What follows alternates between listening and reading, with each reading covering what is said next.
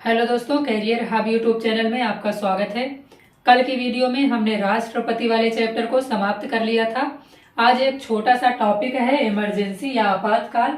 इसको हमें समझना है क्योंकि यहाँ से आपके एग्जाम में बहुत सारे प्रश्न पूछे जाते हैं। तो देखिए, इमरजेंसी का जिक्र कॉन्स्टिट्यूशन के भाग 18 में किया गया है। सबसे पहली बात आपको यही याद रखनी है कि संविधान के भाग 18 में इमरजेंसी या आपातकाल का जिक्र किया गया है। इससे संबंधित 3 आर्टिकल संविधान में बताए गए हैं। पहला आर्टिकल है आर्टिकल 352, दूसरा है आर्टिकल 356 और तीसरा है आर्टिकल 360। आर्टिकल 352 में बताया गया है नेशनल इमरजेंसी के बारे में। यहाँ पर देखिए, आर्टिकल 352 में बताया गया है नेशनल इमरजेंसी के बारे में। आर्टिकल 356 में बताया गया है राष्ट्रपति शासन या स्टेट इमरजेंसी के बारे में। आर्टिकल 360 में बताया गया है फाइनेंशियल इमरजेंसी या वित्तीय आपातकाल के बारे में। इनमें से कोई सी भी इमरजेंसी अगर देश में डिक्लेयर की जाएगी तो ये डिक्लेयर करने का काम करते हैं प्रेसिडेंट या राष्ट्रपति। तो कोई भी इमरजेंसी, चाहे वह नेशनल इमरजेंसी हो, चाहे वह स्टेट इमरजेंसी हो या चाहे वह फाइनेंशियल इमरजेंसी हो, इसको डिक्लेयर करने का काम करते हैं राष्ट्रपति। 3 तरह की इमरजेंसी का जिक्र संविधान में किया गया है। अभी हमने देखा राष्ट्रीय आपातकाल, राष्ट्रपति शासन और वित्तीय आपातकाल। तो देखिए, राष्ट्रीय आपातकाल को हम सबसे पहले समझेंगे। राष्ट्रीय आपातकाल हो या राष्ट्रपति शासन हो या वित्तीय आपातकाल हो, किसी भी तरह की इमरजेंसी अगर देश में राष्ट्रपति डिक्लेयर करते हैं तो उसके लिए कुछ कंडीशंस होने चाहिए। जैसे राष्ट्रीय आपातकाल या नेशनल इमरजेंसी अगर राष्ट्रपति डिक्लेयर करना चाहते हैं तो उसके लिए ये 3 आधार होने चाहिए। इनमें से अगर कोई ऐसी कंडीशन बन जाती है तो फिर राष्ट्रपति जो हैं वो देश में नेशनल इमरजेंसी डिक्लेयर कर सकते हैं। इनमें पहली कंडीशन होती है बाह्य आक्रमण, यानी कोई दूसरा देश हमारे देश पर आक्रमण कर दे। हम उस देश के साथ युद्ध में संलग्न नहीं हैं, लेकिन कोई दूसरा देश हमारे देश पर आक्रमण कर दे तो इस कंडीशन में नेशनल इमरजेंसी डिक्लेयर की जा सकती है राष्ट्रपति के द्वारा। इसके बाद अगर कभी युद्ध यानी वार वाली सिचुएशन बन जाती है, हम किसी दूसरे देश के साथ युद्ध में संलग्न हो जाते हैं, तो भी इस कंडीशन में भी नेशनल इमरजेंसी राष्ट्रपति के द्वारा डिक्लेयर की जा सकती है। और तीसरा कंडीशन होती है इसमें सशस्त्र विद्रोह की, यानी अगर सेना या पब्लिक सशस्त्र विद्रोह कर दे देश के अंदर, यानी अस्त्र शस्त्रों के साथ इकट्ठे हो जाए और देश के अंदर विद्रोह की स्थिति पैदा हो जाए, तो इस तरह की कंडीशन में भी राष्ट्रपति के द्वारा नेशनल इमरजेंसी को डिक्लेयर किया जा सकता है पूरे देश में। अब देखिए, सशस्त्र विद्रोह शब्द मूल संविधान में शामिल नहीं था। इसे 44वें संविधान संशोधन 1978 के द्वारा संविधान में जोड़ा गया है। इसके पहले इसकी जगह पर आंतरिक अशांति शब्द का इस्तेमाल किया गया था। ये प्रश्न आपसे कई बार एग्जाम में पूछा जाता है कि कौन से संविधान संशोधन के द्वारा सशस्त्र विद्रोह को संविधान में शामिल किया गया, या सशस्त्र विद्रोह के पहले इस स्थान पर कौन से शब्द को लिखा गया था। ये सारे प्रश्न आपके एग्जाम में पूछे जाते हैं, तो ये याद रखिएगा। सशस्त्र विद्रोह शब्द का जिक्र पहले संविधान में नहीं था, बाद में 44वें संविधान संशोधन 1978 के द्वारा आंतरिक अशांति की जगह पर सशस्त्र विद्रोह शब्द को जोड़ दिया गया। इसके पीछे की पूरी कहानी अभी हम समझेंगे कि क्यों ऐसा किया गया। ये काम किया था मोरारजी देसाई सरकार ने।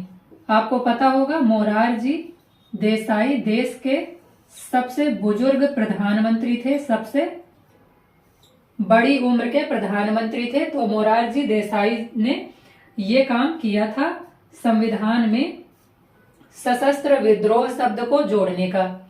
अब देखिए, ये सारी बातें तो हो गई कि क्या संविधान में या क्या कॉन्स्टिट्यूशन में आपातकाल या इमरजेंसी के बारे में लिखा गया है, लेकिन क्या कभी देश में नेशनल इमरजेंसी या प्रेसिडेंट्स रूल या वित्तीय आपातकाल अब तक लागू किया गया है? तो नेशनल इमरजेंसी अगर आप मेरी उम्र के हैं तो हमने आपने अपने आंखों से होते हुए लगते हुए नहीं देखा है, हमने इसे एक्सपीरियंस नहीं किया है। लेकिन अगर कोई फिफ्टीज में है अपने या 50+ है तो उसने खुद अपनी आंखों के सामने देखा होगा कि नेशनल इमरजेंसी जब देश में लगाई जाती है तो कैसी कैसी सिचुएशन होती हैं। नेशनल इमरजेंसी में आपके सभी मूल अधिकार यानी फंडामेंटल राइट आपसे छीन लिए जाते हैं, सिवाय आर्टिकल 20 और 21 के। आर्टिकल 20 और 21 में जो फंडामेंटल राइट लिखे गए हैं वह नेशनल इमरजेंसी की स्थिति में भी आपसे छीने नहीं जाते हैं। बाकी सभी फंडामेंटल राइट या बाकी सभी मूल अधिकार आपसे इमरजेंसी की कंडीशन में छीन लिए जाते हैं। जब देश में इमरजेंसी लगाई जा चुकी होती है उस समय आपसे सभी तरह के मौलिक अधिकार छीन लिए जाते हैं। तो ये बात हमने मूल अधिकारों वाले चैप्टर में देखी थी। अगर आपने मूल अधिकारों वाला चैप्टर नहीं देखा है तो वो जाकर देख लीजिए, आपको ये सारी बातें क्लियर हो जाएंगी। तो सबसे पहला नेशनल इमरजेंसी हमारे देश में लगी थी 1962 में। 1962 से लेकर के 1968 तक ये चली थी और इसे लगाया गया था इंडिया चाइना वार के टाइम पर। इंडिया और चाइना के बीच में 1962 में वार हुआ था, यानी युद्ध हुआ था, आप सबको पता है। तो 1962 में नेशनल इमरजेंसी लगाया गया था और इस समय जो देश के राष्ट्रपति थे वो थे एस राधाकृष्णन। आपको ये पता होना चाहिए कि उस समय कौन देश का राष्ट्रपति था और उस समय कौन देश का प्रधानमंत्री था, क्योंकि आपसे ये प्रश्न पूछा जाता है। तो पहली बार जब नेशनल इमरजेंसी डिक्लेयर की गई थी, उस नेशनल इमरजेंसी को डिक्लेयर करने का काम किया था एस राधाकृष्णन ने और उस समय प्राइम मिनिस्टर थे पीटी नेहरू यानी पंडित जवाहरलाल नेहरू। तो पहली बार नेशनल इमरजेंसी लगाई गई थी 1962 में। 1962 में आपको पता है कि इंडिया और चाइना के बीच में युद्ध शुरू हो गया था। क्यों शुरू हुआ था? तो देखिए 1954 में हमने और चाइना ने मिल करके एक समझौता किया था जिसे कहा जाता है पंचशील सिद्धांत या पंचशील समझौता। पंचशील सिद्धांत में हमने कुछ मुद्दों पर यह समझौता किया था कि हम इन मुद्दों पर एक दूसरे के मुद्दों पर हम हस्तक्षेप नहीं करेंगे और एक दूसरे के साथ सहयोगपूर्ण तरीके से आगे बढ़ेंगे। तो इन्हीं में से एक मुद्दा था कि हम एक दूसरे के इंटरनल अफेयर्स में यानी इंटरनल मैटर्स में हस्तक्षेप नहीं करेंगे और दूसरा था कि हम जो हमारे टेरिटरी है यानी जो हमारा क्षेत्र है तो एक दूसरे के क्षेत्र में हम प्रवेश नहीं करेंगे। इसके बाद देखिए आपको 1951 में पता है 1951 में चाइना ने तिब्बत पर कब्जा कर लिया था। पूरा अगर आप मैप से समझेंगे तो देखिए यहाँ ये मान लीजिए इंडिया का मैप है, ये इस तरह से मान लीजिए इंडिया का मैप है। यहाँ पर तिब्बत है, यहाँ चाइना है। चाइना ने 1951 में तिब्बत पे कब्जा कर लिया था और यहाँ क्या हुआ था, तिब्बत के लोगों को चाइना ने बहुत ज्यादा प्रताड़ित किया था, बहुत ज्यादा परेशान करना शुरू कर दिया था। तो यहाँ जो दलाई लामा थे, दलाई लामा किसी व्यक्ति का नाम नहीं है, ये पोजीशन का नाम होता है। आपको सबसे पहली बात ये याद रखनी है कि दलाई लामा तिब्बत में धर्म गुरु को कहा जाता था। तो जो यहाँ पर 14वें नंबर के दलाई लामा थे उनको चाइना ने मारने की साजिश की और दलाई लामा जो 14वें नंबर के दलाई लामा थे उन्होंने तिब्बत से भाग करके अरुणाचल प्रदेश से होते हुए भारत में प्रवेश किया और भारत की सरकार से यहाँ पर शरण मांगी। और यही दलाई लामा जो 14वें नंबर के दलाई लामा हैं, यही अभी हिमाचल प्रदेश में धर्मशाला नाम की जगह पर रह रहे हैं अभी तक भी। तो भारत सरकार ने जो दलाई लामा थे 14वें नंबर के, इनको भारत में शरण दे दी। इसके बाद चाइना को ऐसा लगा कि हमने उनके इंटरनल मैटर्स में हस्तक्षेप किया है या हमने उनके इंटरनल अफेयर्स में हस्तक्षेप किया है। तो इसके बाद और बहुत सारी सिचुएशंस बनी और इंडिया और चाइना के बीच में वार शुरू हो गया। तो इस वार की कंडीशन में एस राधाकृष्णन के द्वारा पहली बार नेशनल इमरजेंसी को डिक्लेयर किया गया था। आपको पता है राष्ट्रपति के द्वारा या प्रेसिडेंट के द्वारा ही नेशनल इमरजेंसी हो या प्रेसिडेंट्स रूल हो या फाइनेंशियल इमरजेंसी हो, इनको डिक्लेयर किया जाता है। संविधान में राष्ट्रपति को ही नेशनल इमरजेंसी या किसी भी तरह की इमरजेंसी डिक्लेयर करने का अधिकार दिया गया है।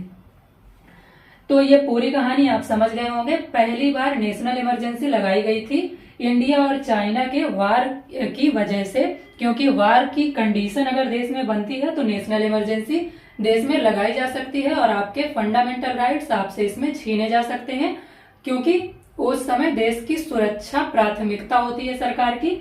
इसलिए आपको आर्टिकल 20 और 21 में दिए गए फंडामेंटल राइट्स को छोड़ करके बाकी फंडामेंटल राइट्स आपसे छीन लिए जाते हैं। तो पहला आपको याद रखना है 1962 में इमरजेंसी लगाई गई थी, नेशनल इमरजेंसी। इसे डिक्लेयर किया था एस राधाकृष्णन ने और इस समय प्रधानमंत्री थे पीटी नेहरू। फिर दूसरी बार, अब देखिए यहाँ पर 1962 के कुछ समय बाद चाइना के साथ जो युद्ध था वो समाप्त हो गया था, लेकिन ये इमरजेंसी चलती रही थी 1968 तक। इसका कारण था कि यहाँ पर 1965 में, आपको याद रखना है 1965 में पाकिस्तान ने भी भारत पर आक्रमण कर दिया था और पाकिस्तान और भारत के बीच में वार शुरू हो गया था। इसलिए इस इमरजेंसी को बढ़ा करके 1968 तक के लिए कर दिया गया था। ये इमरजेंसी 1962 से लेकर के 1968 तक चलती रही थी। फिर देखिए दूसरी इमरजेंसी लगाई गई थी 1971 से 1977 तक के लिए। 1971 में भी जो इसके पीछे का कारण था वो था इंडिया और पाकिस्तान के बीच में युद्ध, यानी दूसरी बार जब इंडिया और पाकिस्तान के बीच में युद्ध या वार शुरू हुआ था तो फिर से नेशनल इमरजेंसी डिक्लेयर की गई थी। इस समय प्रधानमंत्री थी इंदिरा गांधी और इस समय देश के प्रेसिडेंट थे वीवी गिरी। ये दोनों पॉइंट आपको याद रखने हैं, कहीं से भी यहाँ से आपसे प्रश्न पूछा जा सकता है। तो दूसरी इमरजेंसी डिक्लेयर की गई थी 1971 में। 1971 से लेकर के 1977 तक ये इमरजेंसी चलती रही थी और यह इंडिया और पाकिस्तान के बीच वार की वजह से शुरू हुई थी। इसे डिक्लेयर किया गया था इंडिया और पाकिस्तान के बीच युद्ध की स्थिति में। प्रेसिडेंट वीवी गिरी थे और इंदिरा गांधी प्राइम मिनिस्टर थी इस समय। ये दोनों पॉइंट आपको याद रखने हैं। फिर देखिए तीसरी नेशनल इमरजेंसी डिक्लेयर की गई थी इंटरनल डिस्टरबेंस के कारण। इंटरनल डिस्टरबेंस को ही हिंदी में आंतरिक अशांति कहा जाता है। आंतरिक अशांति। तो अभी हमने देखा था कि जो मूल संविधान था उसमें कहीं पर भी सशस्त्र विद्रोह को शामिल नहीं किया गया था। सशस्त्र विद्रोह शब्द मूल संविधान में कहीं पर भी लिखा नहीं गया था। इसकी जगह पर लिखा था आंतरिक अशांति यानी इंटरनल डिस्टरबेंस। तो आंतरिक अशांति को कहीं पर भी कॉन्स्टिट्यूशन में डिफाइन नहीं किया गया था, परिभाषित नहीं किया गया था कि किसे आंतरिक अशांति कहा जाएगा। तो इसका पहली बार मिस यूज किया था इंदिरा गांधी सरकार ने। इसकी वजह से जब इंदिरा गांधी की सरकार का कार्यकाल समाप्त हो गया था और मोरारजी देसाई की सरकार आई थी, तो इन्होंने क्या किया था, इंटरनल डिस्टरबेंस की जगह पर या आंतरिक अशांति की जगह पर सशस्त्र विद्रोह शब्द को संविधान संशोधन के माध्यम से संविधान में जोड़ दिया था।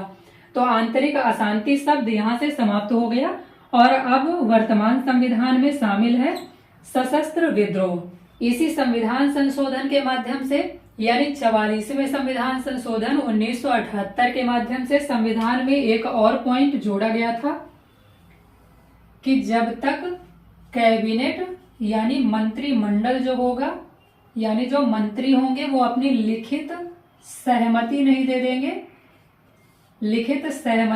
देंगे, तब तक प्रेसिडेंट जो होंगे यानी राष्ट्रपति जो होंगे वो नेशनल इमरजेंसी डिक्लेयर नहीं करेंगे।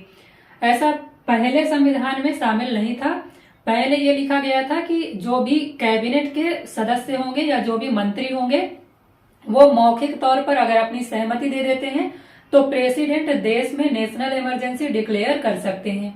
लेकिन 44वें संविधान संशोधन 1978 के माध्यम से मोरारजी देसाई सरकार ने संविधान में ये लिखवा दिया या संविधान में संशोधन करके ये जुड़वाया कि जब तक कैबिनेट लिखित सहमति नहीं दे देती है तब तक प्रेसिडेंट नेशनल इमरजेंसी जो है वो डिक्लेयर नहीं करेंगे। अब देखिए मोरारजी देसाई सरकार को संविधान में ये दो बदलाव करने की जरूरत क्यों पड़ी थी, इसके पीछे की पूरी कहानी है। देखिए अगर आपने थोड़ा बहुत सुन रखा होगा तो आप जानते होंगे 1975 में इलाहाबाद हाई कोर्ट ने इंदिरा गांधी सरकार के खिलाफ एक फैसला दिया था और इसमें हाई कोर्ट ने कहा था कि इंदिरा गांधी ने चुनाव में धांधली करके अपनी सरकार बनाई है। इसमें इनको सजा दी गई थी 6 साल तक किसी भी संवैधानिक पद को ग्रहण न करने की।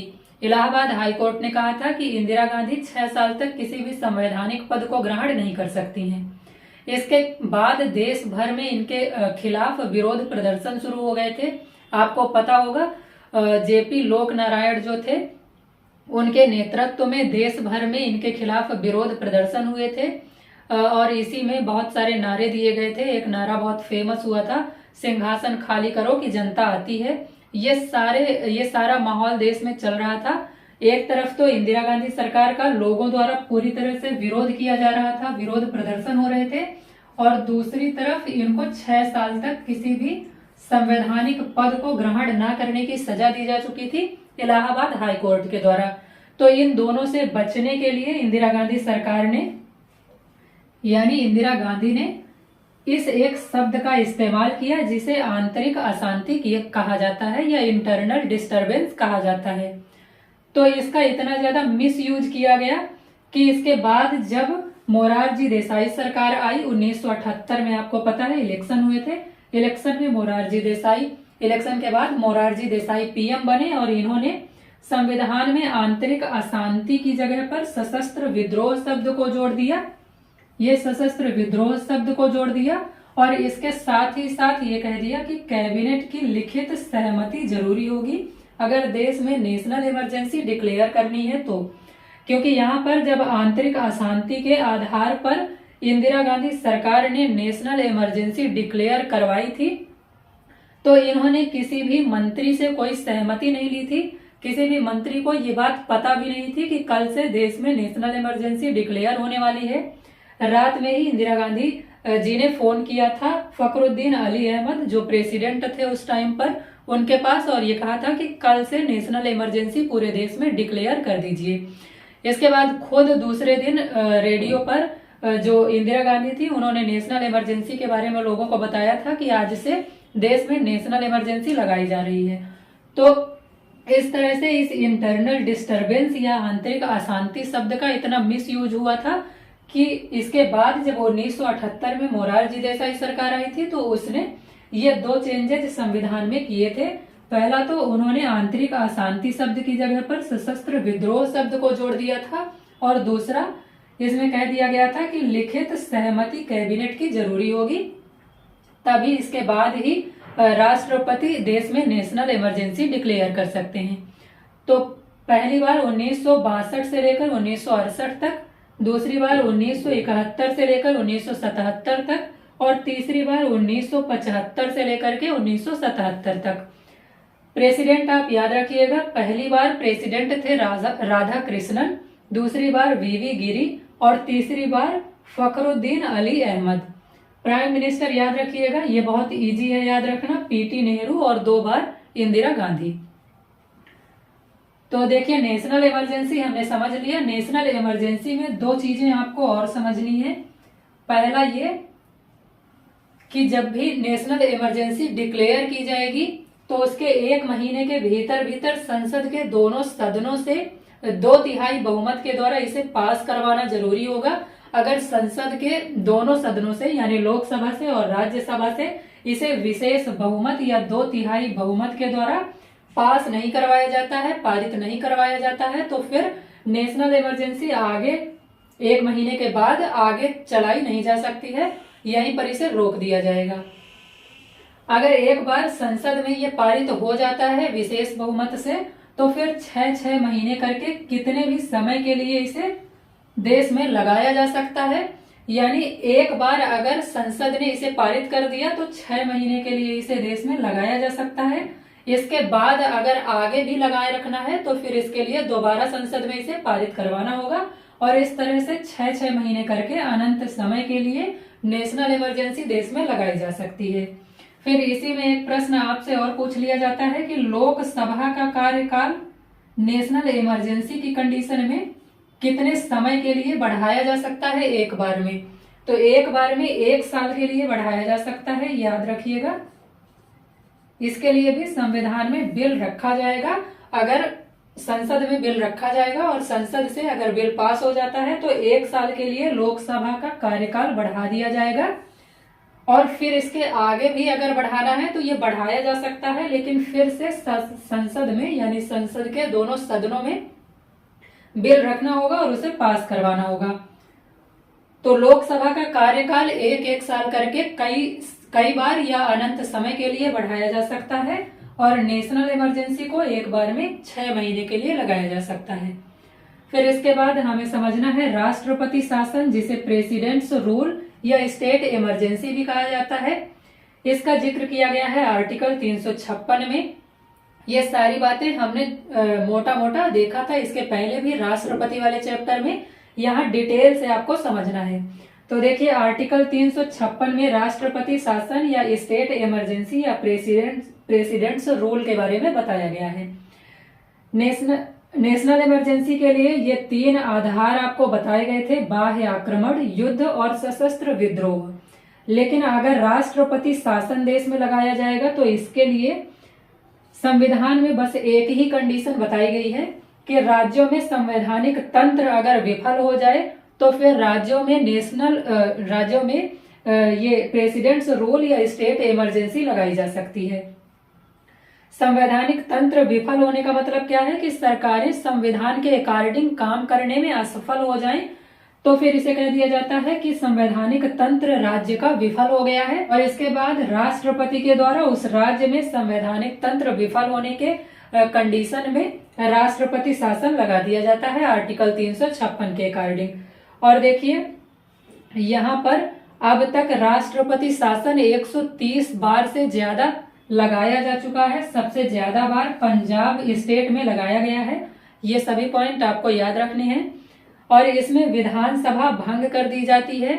जिस भी स्टेट में राष्ट्रपति शासन लगाया जाता है उस स्टेट की जो विधानसभा होती है उसको भंग कर दिया जाता है, या तो उसे भंग कर दिया जाता है या तो उसे सस्पेंड कर दिया जाता है। अगर सस्पेंड किया जाएगा तो विधानसभा बनी रहेगी, लेकिन उसे कोई भी कानून बनाने की जो उसकी शक्ति होती है वो छीन ली जाएगी उससे। उसे कोई भी कानून बनाने की अनुमति नहीं होगी।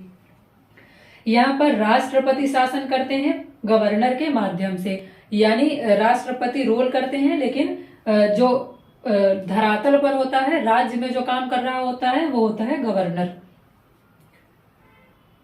तो राष्ट्रपति शासन आपको समझ में आ गया होगा। अब हमें समझना है वित्तीय आपातकाल या फाइनेंशियल इमरजेंसी। फाइनेंशियल इमरजेंसी का जिक्र किया गया है आर्टिकल 360 में या आर्टिकल 360 में। ये तब लगाया जा सकता है जब देश की वित्तीय स्थिरता खतरे में आ गई हो या वित्तीय साख खतरे में आ गई हो। फिर यहीं से आपसे देखिए प्रश्न पूछा जाता है कि अब तक वित्तीय आपातकाल कितनी बार देश में लगाया जा चुका है। तो अब तक वित्तीय आपातकाल एक भी बार देश में लगाया नहीं गया है। ये पॉइंट आपको याद रखना है। ये सबसे ज्यादा बार आपके एग्जाम में पूछा जाता है।